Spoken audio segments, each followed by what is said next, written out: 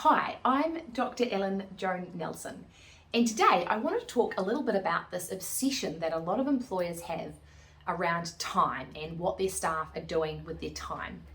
So I talk a lot about how I genuinely believe, and not just because I believe because it's nice, I believe and it's backed up with research, that instead of organisations caring so much about staff inputs, i.e. their hours, they should care more about their staff outputs, what it is that they actually deliver. And one example that I reflected on recently was working from home. So I was talking to a friend, this is a little while ago, about some employers' fear about people working from home.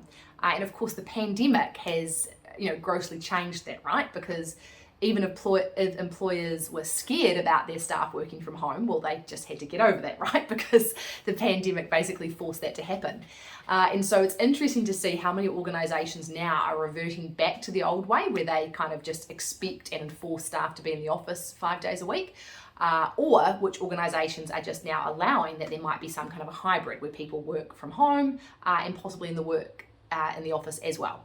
But anyway, one of the examples was around this manager who was really concerned about what their staff were doing with their time. And he said to me once, he's like, I'd never let people work from home because, well, they'd probably just go and do the washing or something. And I know I'm not paying people to do their washing at home. So no, they need to be at the office because that way I know that they're working. I'm certainly not going to pay someone to be doing the washing. And I just remember thinking, well, who bloody cares if they do the washing? Why does that matter if they do the washing? That's that'll be quite convenient for them if they can, do the washing and then hang it up on the line during the day. That will be convenient for the staff member. Why do you as a boss kind of give a shit? Why does it matter?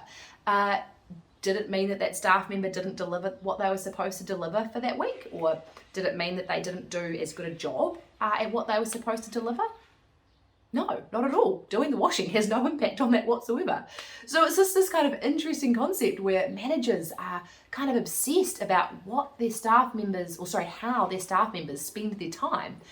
But I believe that managers should care less about how their staff spend their time, but more about what it is that their staff deliver. Let's focus on, did the staff members meet their outputs? And did they meet their outputs to the level that you wanted them to meet their outputs? As opposed to caring about how they spent their day. So yeah, I just wanted to share that one. Thanks very much.